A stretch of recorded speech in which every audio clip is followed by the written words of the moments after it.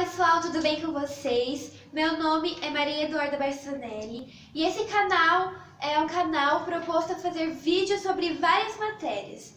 Bom, hoje eu vou fazer um vídeo sobre história e o assunto que eu vou falar é sobre a Idade Média. Então a gente vai falar um pouco sobre tudo da Idade Média, fazer um resumão para tentar pegar os máximos detalhes possíveis e também não ficar tão longo o vídeo, tá bom? Então eu espero que vocês gostem, se vocês gostarem clique em gostei e vamos pro vídeo.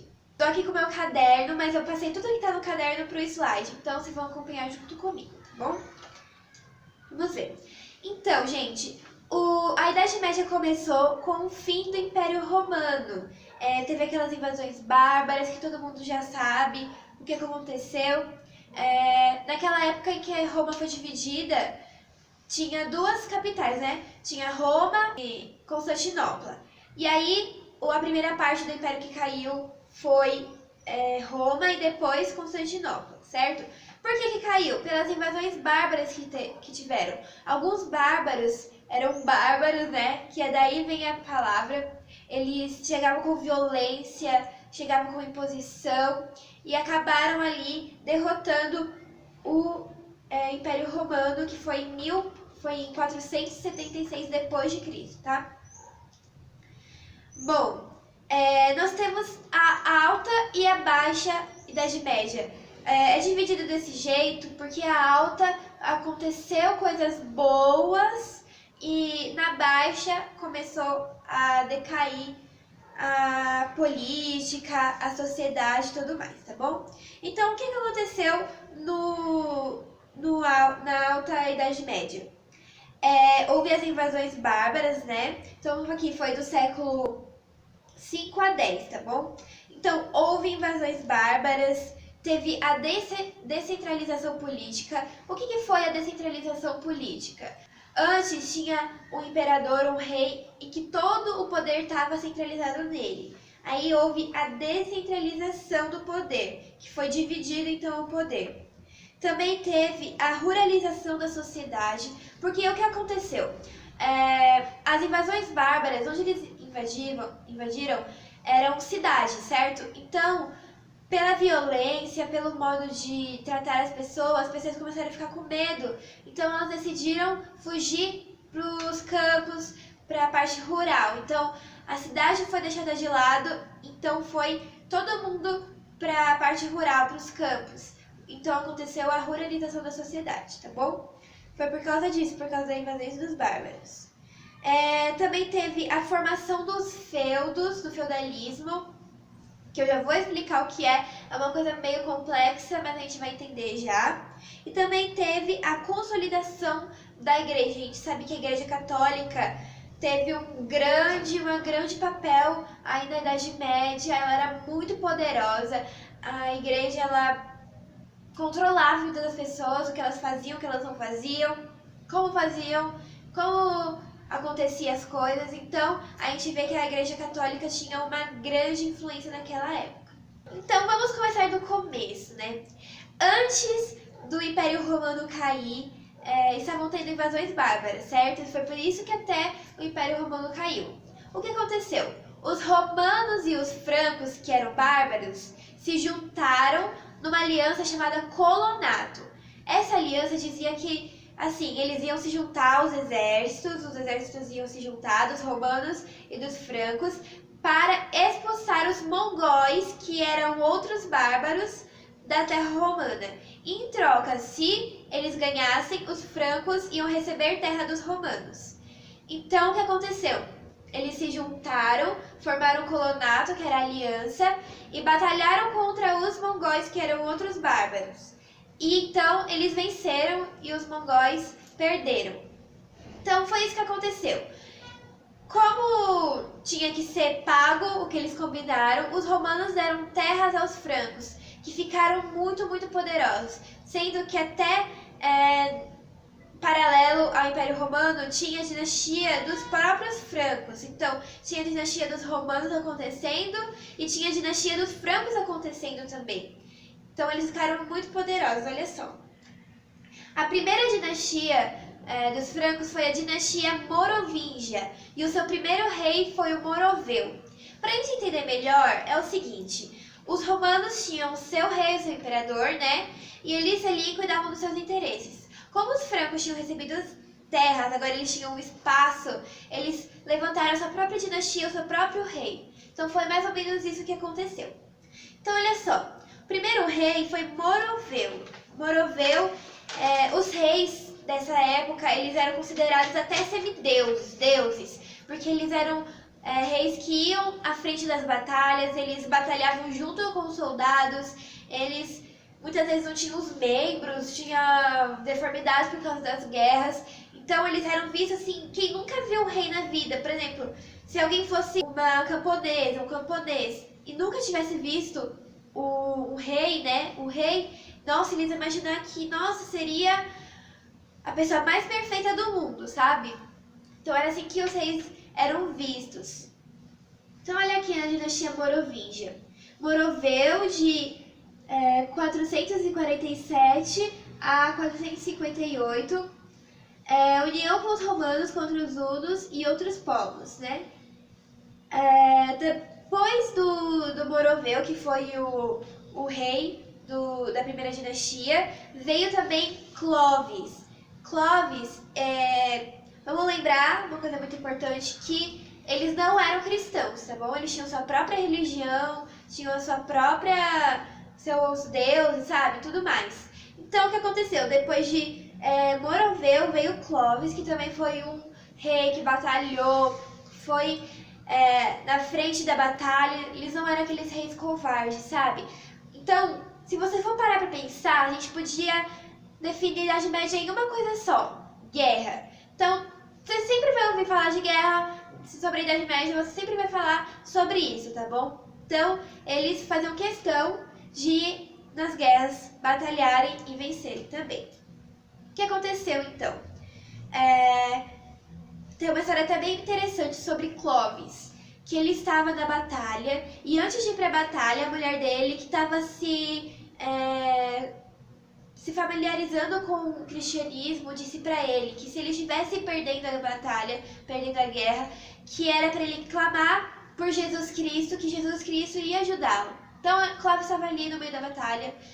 Então, ele gritou a Deus, a Jesus, e ali ele venceu a batalha e voltou e se batizou e se converteu ao cristianismo. Então, Clovis, ele salva o cristianismo, se torna cristão. Beleza? Depois do Clovis, veio os reis indolentes. Os reis indolentes eram aqueles reis que não queriam mais saber de nada, sabe? Queriam só festar, não eram aqueles reis que iam pra batalha, eles só queriam ter o bem bom da vida de um rei, certo? Então o que eles faziam? Eles colocavam mordomos, por isso que vem a palavra mordomo daquele que serve. Então eles colocavam nos seus lugares para governar mordomos do paço, que iam cuidar de todo aquele reino, certo? Olha aqui mais alguns detalhes sobre a dinastia Morovingia. O principal governante foi Clovis, certo? Unificou a Gália, a atual França, parte da Alemanha, da Bélgica e da Itália.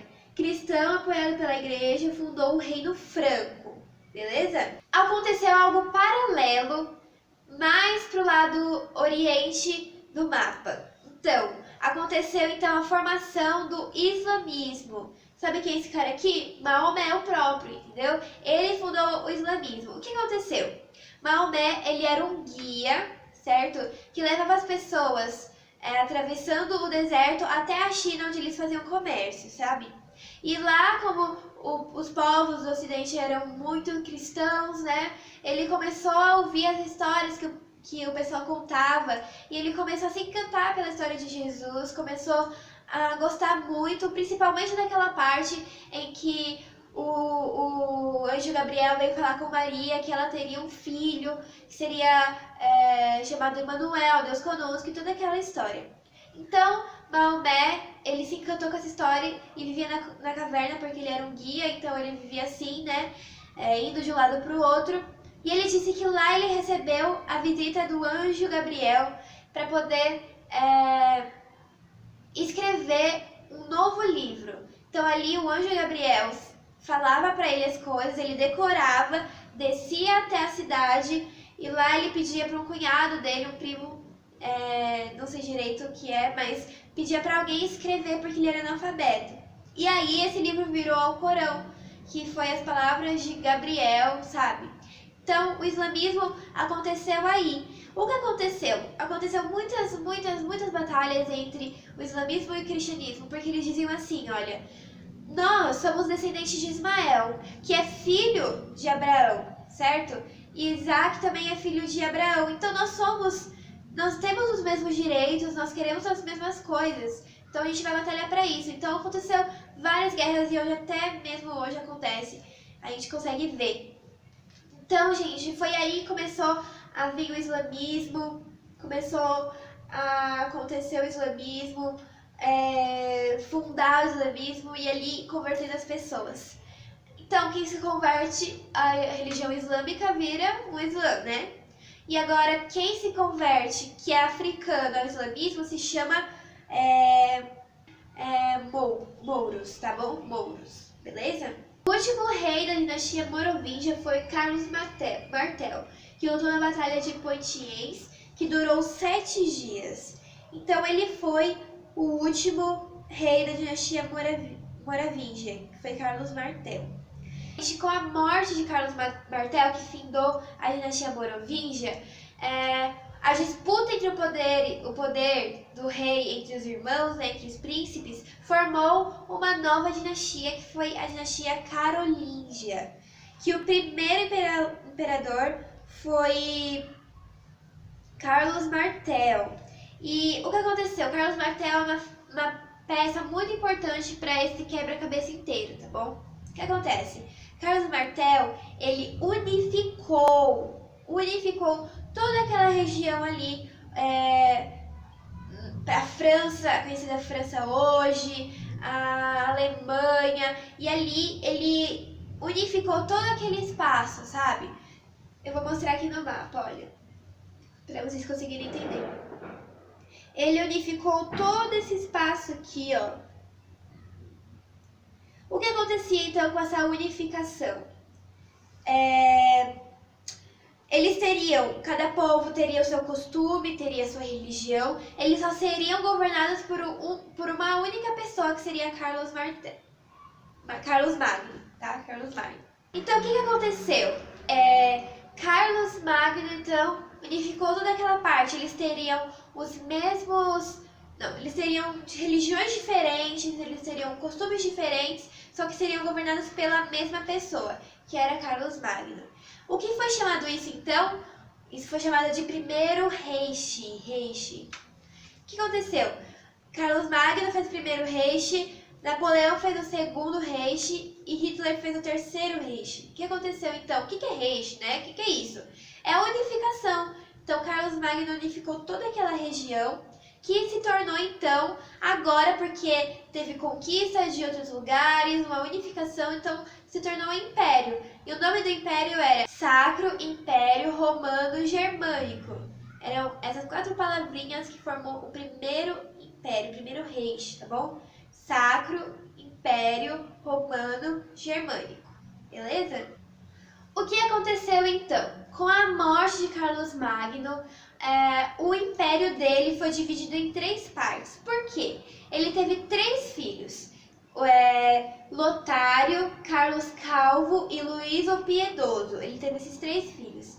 E os 3 filhos não se achavam muito capazes de cuidar de um império. Então eles decidiram dividir o império em 3 partes.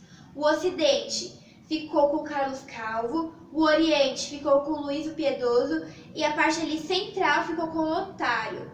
E aí, gente, essa divisão foi chamada de Tratado de Verdun, que aconteceu em 843, certo?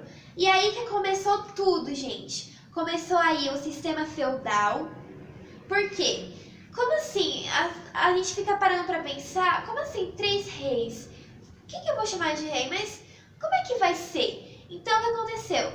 Aconteceu o sistema feudal. Esses reis não se chamariam mais reis. Agora eles chamariam de senhores feudais. rei e senhor feudal é a mesma coisa. Então aconteceu aí o sistema feudal, com a divisão do Império Romano-Germânico, sabe o Império Romano-Germânico, com o Tratado de Verdun, foi feito então o feudalismo.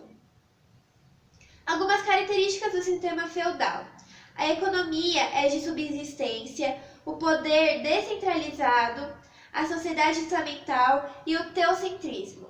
Mas antes de eu comentar um pouquinho sobre essas características, eu quero explicar para você o que é o feudalismo, como é que acontece o feudalismo, quais que são as fases do feudalismo e tudo mais, tá bom? Então, vamos lá. Então vamos supor que Lotário, né, o rei aqui, o senhor feudal, tenha um lote do seu feudo, né, tem a sua terra. Ali ele vai construir o seu castelo, por quê? Porque pelas invasões bárbaras as pessoas estavam com medo, ainda estava acontecendo esse negócio. Então eles decidiram fazer castelos murados, reforçados, para poder ter essa segurança dentro da sua casa. Então ali ele tinha seu feudo, né, sua terra, ele ia construir seu castelo, e ali ele ia ter os seus comuns, que eram os comuns, as pessoas normais, e ele ia ter os nobres e ele ia ter o clero. Então ia ser ele, o rei do feudo, o senhor feudal, ia ter também o clero, que a igreja, como sempre, teocentrista, aquele período, está ali no meio também, a igreja ganha até participação política, tá bom? Então, ia ter ali o clero, os seus nobres, certo? E os seus comuns. Então, eles iam viver ali, acho que você já viu em algum filme, já deve ter imaginado. Eles viviam ali ao redor do castelo, porque fora era muito perigoso, certo? Então, ali eles viviam ali. O que acontecia, então? Era uma economia de subsistência. Os comuns só viviam mesmo, só trabalhavam mesmo para sobreviver. Então, eles plantavam, eles colhiam, daqui a pouco a gente vai ver alguns impostos que eles tinham que pagar. Então, além de tudo, eles pagavam impostos. Então, nunca que eles poderiam ali se libertar daquele ofício, sabe? Daquela vida. Então, era basicamente isso a estrutura da sociedade dentro do feudo. Era os comuns embaixo, eles eram servos, não eram escravos, mas na verdade só viviam para servir mesmo. Então eles eram servos, os comuns, os servos, aí vem os nobres, o clero e o rei, certo? Então, o que acontecia? Qual que era? Esse daí é um feudo, certo? Mas o que é aquele negócio que todo mundo pergunta, que a suzerania e a vassalagem, que é muito importante nesse sistema feudal. Então, eu descrevi aqui para vocês o feudo, como é que é. O que acontecia, então, para ter a suzerania e a vassalagem? Vamos supor, então, que Lotário estava cuidando dessa parte central do reino, né? Estava ali cuidando.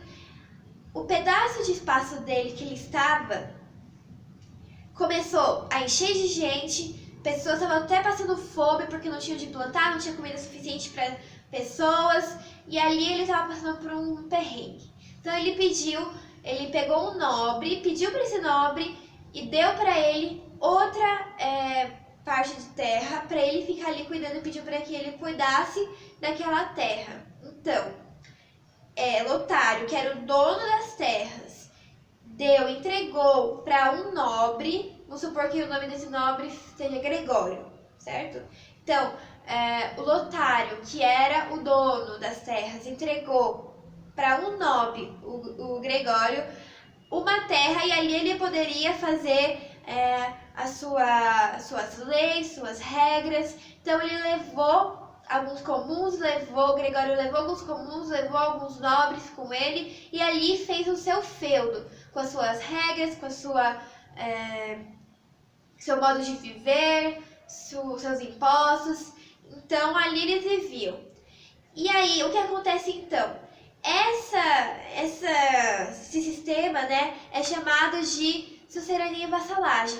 Lotário, que é o dono da terra, que entregou terras ao Gregório, é o suzerano. E Gregório, que pegou essas terras, é o vassalo, certo? Então, Lotário é o suzerano e Gregório é o vassalo. E ali eles têm troca, certo? Também porque Lotário não deu a terra dele de graça. Porque também não é assim, não vou te entregar minhas terras sem receber nada em troca, entendeu? Então o que acontecia? Se houvesse alguma invasão bárbara na terra de Lotário, ele ia pedir auxílio, ele pedia ajuda para o exército de Gregório, para eles lutarem juntos contra o exército bárbaro que queria invadir, entendeu? Aí o que acontecia? Por sua vez, a terra do Gregório também enchia, fazia a mesma coisa, a mesma situação. Ele dava para um nobre outra terra, e ali ele levava alguns comuns, alguns nobres, fazia outro feudo, e ali tinha suas próprias regras, sua própria vida. E aí essa pessoa que agora deve serviços a Gregório, troca também exército, sabe? Se o Gregório for um dia invadido, ele vai pedir ajuda para esse outro nobre, que agora é o senhor feudal, para ele poder também ajudar no exército e ali vencer a batalha. O que acontece, então, de assim, superior para Lotário, que é o dono de todas as terras? Que seria assim, olha, se viesse uma invasão bárbara para Lotário, ele poderia pedir ajuda pro Gregório, que ele deu as terras para ele, que Gregório ia pedir ajuda pro outro que deu as terras, e ali ia ter um número bom de exército, entendeu? Era isso o sistema feudal, gente. E isso acontecia sucessivamente. Era assim uma fidelidade imensa entre suzerano e vassalo, tá bom? Deu para entender? Se não deu para pegar direitinho, volta o vídeo, ouve de novo quantas vezes precisa, tá bom? Então, gente, como toda sociedade, como todo regime, como toda aquela organização tem que ter os seus pilares, certo? E na Idade Média tinha os 4 pilares que sustentavam a cidade, que era a economia de subsistência, o poder descentralizado e a sociedade estamental e o teocentrismo. Eram esses 4 que são as características do feudo, sabe? Então, a economia de subsistência, o que era isso? Eles só viviam mesmo para produzir e para viver.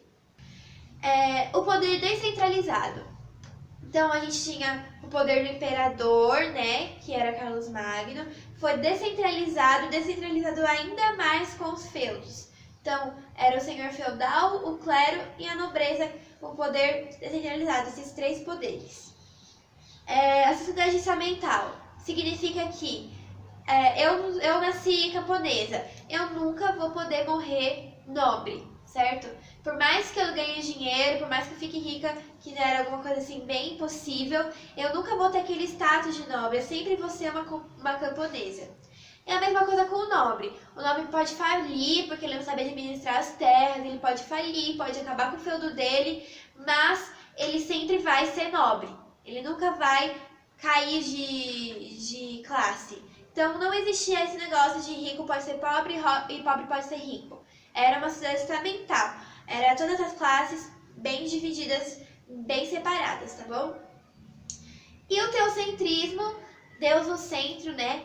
Então, tudo que as pessoas faziam era em prol de Deus, era em prol da alegria que eles iam causar em Deus. Às vezes era muito reprimento, porque eles não podiam fazer nada, não podiam pensar em nada, que tudo era pecado. Então, às vezes era muito reprimento, mas mesmo assim, eles tinham essa cabeça teocêntrica. Não era laico igual o Estado de hoje, era teocêntrico. Então, gente, esse foi o meu vídeo sobre Idade Média. Eu espero muito que vocês tenham gostado do vídeo. Se vocês gostaram, não esqueça de clicar em gostei aqui, colocar nos comentários o que achou. Se vocês quiserem, eu posso passar por e-mail esses slides aqui que eu fiz. Você só precisa pedir aqui nos comentários que eu mando pra você, tá bom? Então foi isso, gente. Beijo e até o próximo.